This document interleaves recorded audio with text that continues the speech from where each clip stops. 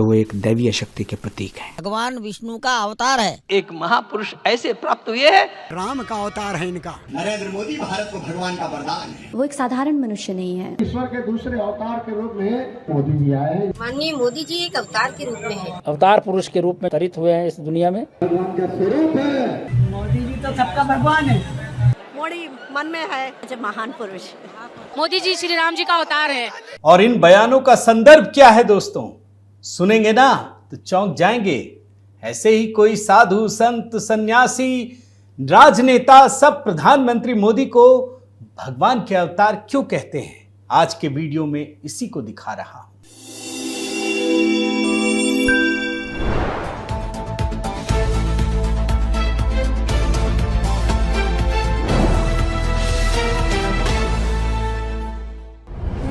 साथियों नमस्कार, मैं हरिश्चंद्र बंडवाल। दोस्तों, जब आज प्रधानमंत्री मोदी कल्कि धाम का शिलान्यास करने पहुंचे तो उसके बाद पूर्व कांग्रेसी नेता और कल्कि धाम के प्रमुख प्रमोद कृष्णम ने जो कहानी सुनाई वो सुनकर बड़ा अचरज होता है। वो इसलिए कि अब तक जो बात भारतीय जनता पार्टी के नेता मंत्री कहते थे वो बाद में साधु, सन्यासी और संत कहने लगे। और अब तो कांग्रेस के पूर्व नेता प्रियंका वाड्रा के राजनीतिक सलाहकार वो भी कहने लगे हैं। और आज कल्कि धाम में उन्होंने कहानी सुनाई दोस्तों, बकायदा बताया कि प्रधानमंत्री मोदी को लेकर उनके मन में किस प्रकार की भावनाएं प्रकट हुई, कैसी अनुभूति हुई, वो सारी चीजें। और उसके बाद ये कहानी मुझे लाने के लिए विवश होना पड़ा कि क्या वाकई प्रधानमंत्री मोदी भगवान के अवतार है। तो सबसे पहले एक एक करके और कई बयान दोस्तों छांट छांट कर निकाला है। सबसे पहले प्रमोद कृष्णम के बयान। जब वो पहली बार प्रधानमंत्री मोदी से मिले तो उनमें एक प्रकार की अनुभूति पैदा हुई और कैसे उन्हें लगा कि प्रधानमंत्री मोदी के पास एक दैवीय शक्ति की कृपा है। वो बयान सुनिए। मैं आदरणीय नरेंद्र मोदी जी से पहली बार मिला और मुझे ये कहने में कतई संकोच नहीं है कि प्रधानमंत्री जी के ऊपर निश्चित ही किसी दैवीय शक्ति की कृपा है। जो अनुभूति मुझे उनसे मिलकर हुई है उसके बाद मैं ये कह सकता हूँ कि वो एक दैवीय शक्ति के प्रतीक है। उस एहसास को मैं शब्दों में बयान नहीं कर सकता हूँ, उस एहसास को शब्दों में परिभाषित नहीं किया जा सकता है। देख रहे हैं ना। और उसके बाद प्रधानमंत्री मोदी आए और कल्कि धाम का शिलान्यास भी किया और इस दौरान भी उन्होंने कहानी सुनाई। और कहानी में आप देखेंगे कोई लाग लपेट नहीं। और अब तो सारे जैसे कहते हैं ना कि भगवान से मिलकर भक्त के अंदर जो संकोच होता है वो भी दूर हो जाता है। सारी कहानी बयान की सबके सामने, जो भी वहां श्रद्धालु लाखों की संख्या में मौजूद थे सबके सामने कहा कि उनके मन में किस प्रकार की भावना है और प्रधानमंत्री मोदी का स्वरूप क्या है। बयान सुनिए।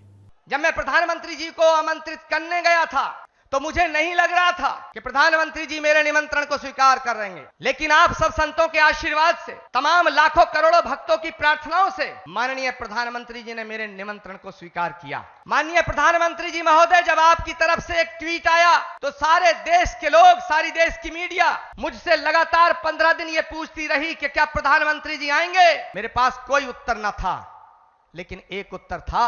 उन्होंने पूछा क्या उन्होंने कुछ लिख के दिया है। मेरे पास आपका लिखा हुआ कोई पत्र नहीं था। मैंने उस उत्तर में सिर्फ इतना कहा, जैसे शबरी को विश्वास था कि राम आएंगे, जैसे विदुर को विश्वास था कि कृष्ण आएंगे, जैसे हमारी आस्था का आधार है कि कल्कि आएंगे, वैसे ही आचार्य प्रमोद कृष्णम को यह विश्वास था कि नरेंद्र मोदी जी अपनी बात के पक्के हैं, अपना वचन निभाएंगे। माननीय प्रधानमंत्री जी महोदय, भगवान कृष्ण के ज्ञान योग, कर्म योग, भक्ति योग, अगर हम तीनों को एक साथ रख के जब हम इमेजिन करते हैं तो भगवान कृष्ण के भक्ति योग, कर्म योग और ज्ञान, योग, जब तीनों एक जगह मिलते हैं तो एक तस्वीर बनती है और वो तस्वीर भारत के प्रधानमंत्री नरेंद्र मोदी की बनती है। देखा आपने दोस्तों, अच्छा ये एक बयान होता अलग से तो मैं आपके सामने कभी दिखाता नहीं दोस्तों, लेकिन बयानों की तो श्रृंखला है।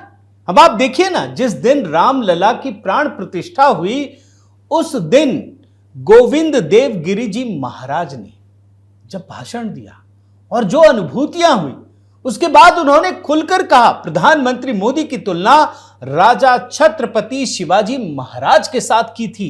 आपको याद दिला रहा हूं, सुन लीजिए। हमारे पूज्य गुरुदेव के गुरुदेव परम गुरु कहा करते थे, कांची के परमाचार्य जी महाराज, तपश्चर। मैं जब भी उनसे मिलता था वे कहते थे तपश्चर।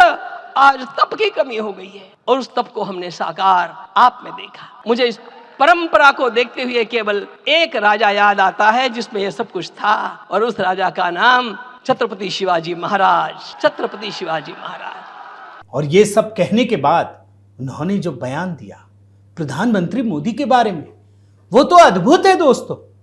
उसके बारे में भी सुनना जरूरी है, सुन लीजिए। आज हम लोगों को उसी प्रकार के एक महापुरुष ऐसे प्राप्त हुए हैं जिसको भगवती जगदम्बा ने स्वयं हिमालय से लौटा करके भेज दिया कि जाओ भारत माता की सेवा करो।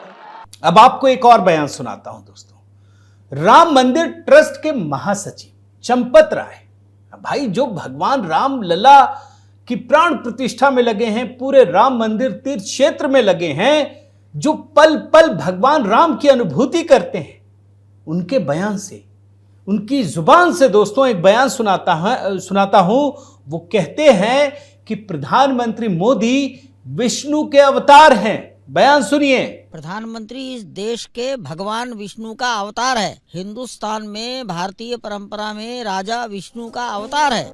देख लिया आपने।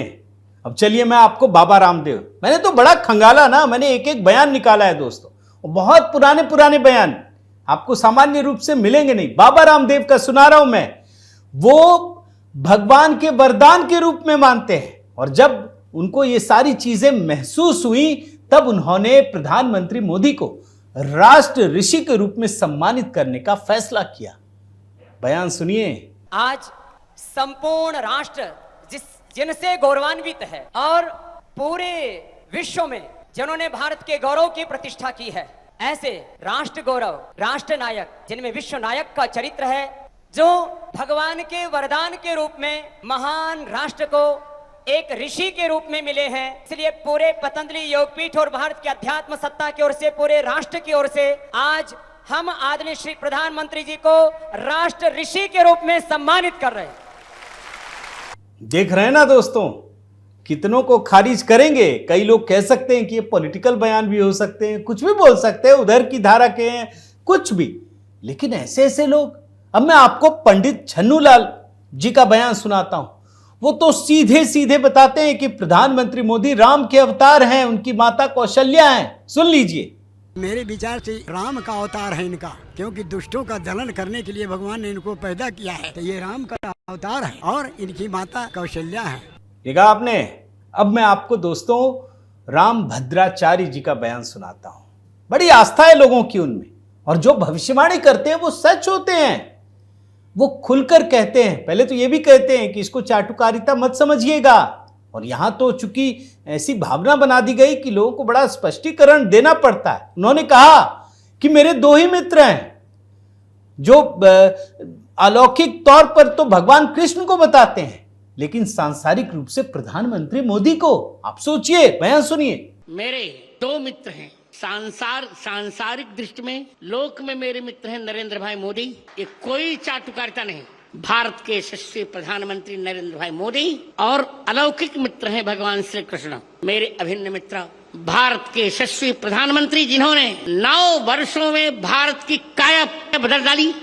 अब मैं आपको दोस्तों योगी आदित्यनाथ जी का बयान सुनाता हूं। मुख्यमंत्री, राजनेता है, लेकिन महंत भी है। वो बड़े ही प्रतीकात्मक तरीकों से अपनी बात रखते हैं प्रधानमंत्री मोदी के बारे में। सुनना चाहिए, सुन लीजिए। भगवान शिव मंगल के प्रतीक भी है और साथ साथ भगवान शिव का एक स्वरूप तांडवकारी भी है। देश के अंदर लोक कल्याणकारी योजनाओं और विकास की योजनाओं को जिस द्रुत गति से प्रधानमंत्री मोदी जी के नेतृत्व में आगे बढ़ाया गया, वैसे ही आतंकवादियों के आकाओं के घर में भारत की एयरफोर्स के द्वारा जो रौद्र रूप दिखा करके उन्हें नष्ट किया गया। सारे बयान सुना रहा हूं दोस्तों। अब मैं आपको शिवराज सिंह चौहान, मध्य प्रदेश के पूर्व मुख्यमंत्री, कद्दावर नेता, वो कहते हैं कि मोदी जी भारत के लिए भगवान का वरदान है। सुन लीजिए। नरेंद्र मोदी भारत को भगवान का वरदान है। नरेंद्र मोदी देश का मानव वरदान है। आज पूरी दुनिया जिनकी तरफ चमत्कृत होकर देखती है। और इसके बाद एक कंगना रनौत का बयान सुनाता हूं दोस्तों। वो कहती हैं कि मोदी जी कोई साधारण मनुष्य नहीं है, बल्कि अवतारी पुरुष हैं, और ऐसे अवतार कभी कभी होते हैं।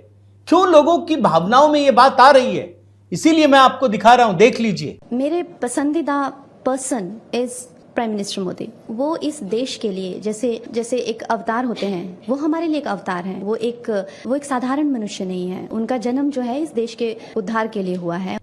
अब एक बयान दोस्तों गिरिराज सिंह का, भाजपा के सांसद है। वो तो तर्क देते हैं कि प्रधानमंत्री मोदी ने जो किया वो तो कोई देव पुरुष ही कर सकता है। ये बयान सुनिए। नरेंद्र मोदी के चेहरे से, नरेंद्र मोदी के कृतित्व से, नरेंद्र मोदी के वाणी से, नरेंद्र मोदी ने जो कल कर दिया वो भूतो न भविष्यतो, वो कोई देव पुरुष ही कर सकता है, वो कोई साधारण मनुष्य नहीं कर सकता। और इन्हीं का एक और बयान सुनाता हूं दोस्तों। जब प्रधानमंत्री मोदी की बात कहते हैं तो ये भी कहते हैं कि भारत अब विश्व गुरु बनने को तैयार है, कोई रोक ही नहीं सकता, और इसकी वजह प्रधानमंत्री मोदी हैं। सुन लीजिए। एक ऐसा पुरुष जो समय समय पर महादेव की दया होती है, वैसे पुरुष अवतरित होते रहते हैं। ये एक अवतरित पुरुष के रूप में कल पूरे देश और दुनिया में नरेंद्र मोदी का चेहरा ही नहीं गया, बल्कि अब पूरे दुनिया में भारत विश्व गुरु बनेगा। इसे अब कोई नहीं रोक सकता। एक संजय निषाद हैं दोस्तों, उत्तर प्रदेश सरकार में मंत्री। वो ईश्वर के दूसरा अवतार बताते हैं मोदी जी को। सुन लीजिए। सोच लीजिए, दुनिया में एक नाम है मोदी जी। हम तो कहते हैं ईश्वर के दूसरे अवतार के रूप में यहाँ की गरीबों और जनता और इस भारत को तारने के लिए मोदी जी आए हैं। मैं आपको डॉक्टर हर्षवर्धन, पूर्व स्वास्थ्य मंत्री, वो कहते हैं कि भारत को विश्व गुरु बनाने के लिए प्रधानमंत्री मोदी का जन्म हुआ है, कोई देवी कृपा है। अच्छा, जब मैं डॉक्टर हर्षवर्धन की बात करता हूं तो आप समझ लीजिए, कोरोना जैसी महामारी, उस महामारी में प्रधानमंत्री मोदी ने क्या किया, कैसे किया, ये तो हर्षवर्धन से बेहतर कोई जान ही नहीं सकता। वो कह रहे हैं, सुन लीजिए। जिक्र किया था कि भारत के अंदर भारत जो है वो दोबारा से विश्व गुरु बनेगा, और इसको बनाने के लिए जो व्यक्ति है उसका भारत में जन्म हो चुका है। ये 70-72 के अंदर मैंने लगभग ये किताब पढ़ी थी। आप लोग भी बाजार से खरीद के पढ़ सकते हैं। तो उसमें क्योंकि ये दुनिया भर के भविष्यवक्ताओं की भविष्यवाणी में ये बात लगभग कॉमन जैसे थी, तो बचपन से मेरे मन में ये बात थी कि वो आदमी कौन है जिसका भारत में जन्म हो चुका है। मैं तो बिल्कुल एकदम कमिटमेंट के साथ कहता हूँ कि 2014 में भारत के 132 करोड़ लोगों के ऊपर कोई ना कोई दैवी कृपा हुई है, जिसके कारण नरेंद्र मोदी जैसा प्रधानमंत्री उनको मिला है। अब एक बयान दोस्तों, उत्तर प्रदेश के मंत्री गुलाब देवी, वो मोदी को असाधारण व्यक्तित्व बताते हैं, देवदूत बताते हैं। सुन लीजिए। माननीय मोदी जी एक अवतार के रूप में है। ये असाधारण प्रतिभा है, इनका मुकाबला कोई नहीं कर सकता। अगर वो चाहें तो जब तक उनका जीवन है तब तक वो प्रधानमंत्री रहेंगे। ये अटकलवादियों से वो प्रधानमंत्री पद से हटने वाले नहीं, और ना कोई दूसरे व्यक्ति आने वाले। वो ऐसे असाधारण व्यक्तित्व हैं। मैं तो कहती हूँ वो अवतार है, भगवान ने अपने प्रतिनिधि के रूप में उनको यहाँ भेजा है। अब ये सारे बयान जब दिखा रहा हूं दोस्तों, तो इसके संदर्भ भी दूंगा कि आखिर क्यों कहा जाता है, किस लिए कहा जाता है, आखिर मोदी में ऐसी कौन सी बात, क्या कर दिया उन्होंने। ये सवाल उठेगा ना, उन सवालों के जवाब दूंगा। लेकिन कुछ और बयान। हिमाचल प्रदेश के पूर्व मुख्यमंत्री सुरेश भारद्वाज अवतरित पुरुष बता रहे हैं, सुन लीजिए। तो ये शिवशंकर का ही जो है वरदान है और प्रताप है, और हमको लगता है कि उन्हीं के अवतार पुरुष के रूप में जो है वो नरेंद्र मोदी जी जो है वो अवतरित हुए हैं इस दुनिया में। एक उत्तर प्रदेश के मंत्री है दोस्तों, उपेंद्र तिवारी, वो साक्षात भगवान का अवतार बता रहे हैं। ये भी सुनिए। अभिमान करो तुम मोदी पे, वह नवयुग का निर्माता है। ऐसा महापुरुष इस धरती पर एक बार ही आता है। इसलिए नरेंद्र भाई मोदी कोई साधारण व्यक्ति नहीं है, वह व्यक्ति साक्षात भगवान का स्वरूप है। ये एक प्रधानमंत्री नहीं, बल्कि एक प्रधान सेवक के रूप में हमारे आपके बीच में काम करने के लिए आया है। अब मध्य प्रदेश के एक बीजेपी नेता हैं कमल पटेल, उनका बयान सुनाता हूं, वो भी सुनिए दोस्तों। अत्याचारियों का अंत करके भगवान श्री कृष्ण ने आम जनता को राहत दी। इसी प्रकार जब कांग्रेस के अत्याचार बढ़े, भ्रष्टाचार बढ़ा और पूरी देश की संस्कृति को नष्ट भ्रष्ट किया गया, चारों तरफ निराशा का वातावरण रहा, भ्रष्टाचार, अनाचार, जातिवाद, ऊंच नीच, सब उसको समाप्त करने के लिए नरेंद्र मोदी जी का जन्म हुआ। एक नेता थे दोस्तों अमर सिंह, अब नहीं है। समाजवादी पार्टी के कद्दावर नेता, तूती बोलती थी एक समय में, वो भी जब प्रधानमंत्री मोदी से मिले ना तो भगवान कृष्ण से तुलना की उनकी। उनके बयान भी सुन लीजिए। जो बाहरी कहते हैं, हम भारतीय जनता पार्टी के प्रवक्ता के रूप से नहीं बोल रहे हैं, लेकिन कृष्ण पैदा उत्तर प्रदेश में, गोकुल में, वृंदावन में, तो गुजरात में, द्वारका में उनको राज मिला, तो कृष्ण को तो गुजरातियों ने बाहरी नहीं बोला। तो अगर नरेंद्र मोदी बड़ौदा से जीतने के बाद बड़ौदा छोड़ करके बनारस में आए तो कम से कम उन्होंने उत्तर प्रदेश को यह गौरव दिया। और जो बात दोस्तों साधु संत सन्यासी और राजनेता कह रहे हैं, वही आम आदमी भी कह रहा है।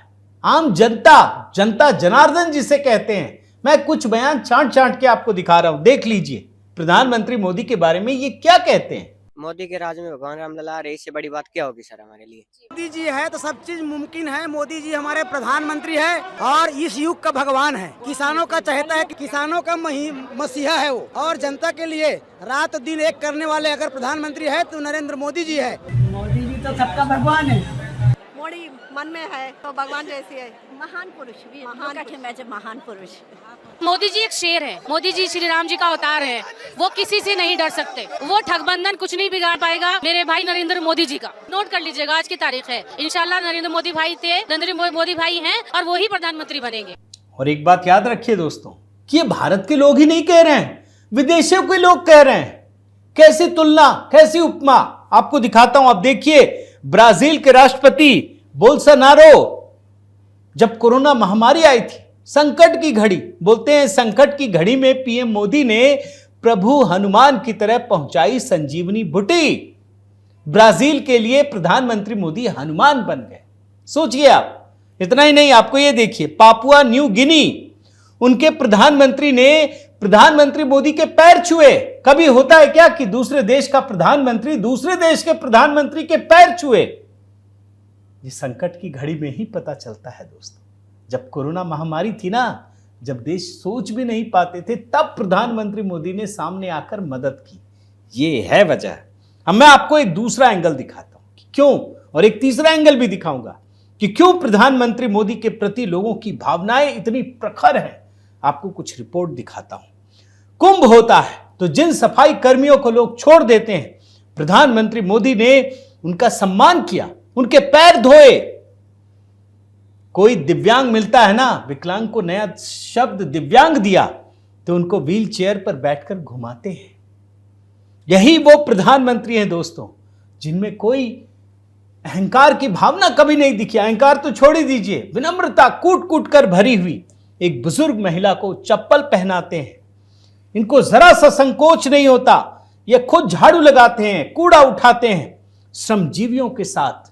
आपको याद है ना, विश्वनाथ कॉरिडोर में पुष्प वर्षा करते हैं, साथ बैठते हैं, कुर्सी हटवाते हैं, साथ खाना खाते हैं।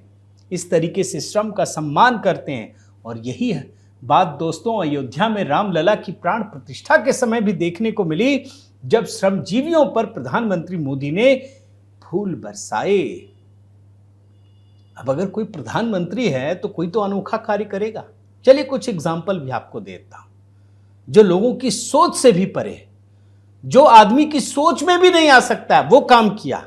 पता है ना, 500 वर्षों के बाद अयोध्या में नए मंदिर रामलला विराजमान हुए, प्राण प्रतिष्ठा हुई। कोरोना के समय उन्होंने आधारशिला रखी, जब पूरी दुनिया संकट में थी। भारत के लिए बेहतरीन काम भी किया, विकास भी, विरासत भी, सब कुछ संजोया दोस्तों। कोई सोच भी नहीं सकता। घर में जाकर पूछिए, बुजुर्गों से पूछिए, और जो बुजुर्ग हैं उनको तो खुद पता है। जब अयोध्या जाते हैं ना, तो कल्पना में भी नहीं आती थी कि कभी रामलला की प्राण प्रतिष्ठा होगी, कभी अपने भव्य महल में वो विराजमान होंगे। ये प्रधानमंत्री मोदी ने कर दिखाया। प्रधानमंत्री मोदी ने जम्मू कश्मीर से आर्टिकल 370 को खत्म कर दिया चुटकी बजाते हुए, जिसके बारे में सोच नहीं सकते थे कि संविधान में प्रावधान ही नहीं है, खून खराबा हो जाएगा, संभालना मुश्किल हो जाएगा। कुछ नहीं हुआ, खत्म कर दिया। और इतना ही नहीं, मैं आपको एक और एग्जाम्पल देता हूं। ये देखिए, जीएसटी लागू करने वाली सरकार फिर से सत्ता में लौटी। दुनिया में पहली बार हुआ। दुनिया में जिस सरकार ने जीएसटी को लागू किया वो सरकार ही गिर गई। मलेशिया, न्यूजीलैंड, ऑस्ट्रेलिया, सब जगह। भारत में मोदी जी ने लागू किया, इसको गब्बर सिंह टैक्स कहा गया, लेकिन हकीकत यह है कि प्रधानमंत्री मोदी ने इतिहास रच दिया। दुनिया में पहली बार जीएसटी लागू करने वाली सरकार सत्ता में लौटी, प्रधानमंत्री मोदी। और आपको अगर अल्पसंख्यकों की बात करें तो ट्रिपल तलाक कानून लागू करना आसान नहीं है दोस्तों। और प्रधानमंत्री मोदी का जीवन तो रोमांच से भरा है, चमत्कार से भरा है। जो व्यक्ति कभी एक मुखिया का चुनाव नहीं लड़ा, वो सीधे मुख्यमंत्री बना और अजेय रहा। शानदार काम किए, विकास के अप्रतिम सीढ़ियां तय की, कल्पना से परे। और आज 2 दशक से ज्यादा इनका कार्यकाल हो चुका है सत्ता में रहते हुए, अजेय रहे, लोगों का विश्वास जीतते रहे। तो निश्चित रूप से ये लोगों की भावनाएं हैं दोस्तों। मुझे लगा कि जब कल्कि धाम में आचार्य प्रमोद कृष्णम ने अपनी भावनाएं प्रकट की, तो उन तथ्यों को निकालना जरूरी है कि आखिर कौन कौन है जिन्होंने कहा, कब कहा। बड़े परिश्रम से ये निकाल कर लाया हूं दोस्तों।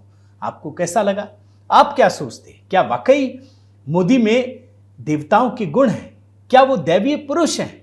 क्या उनके अंदर कोई दैवीय शक्ति है? आप जरूर बताइए कमेंट में, मुझे इंतजार रहेगा। साथ ही इस वीडियो को लाइक कीजिए, शेयर कीजिए, सब्सक्राइब नहीं किया है तो वो कीजिए दोस्तों, और इस बेल आइकन को भी प्रेस करना मत भूलिएगा। और अपना प्रेम और स्नेह बनाए रखिए। बहुत बहुत धन्यवाद। जय सिया राम।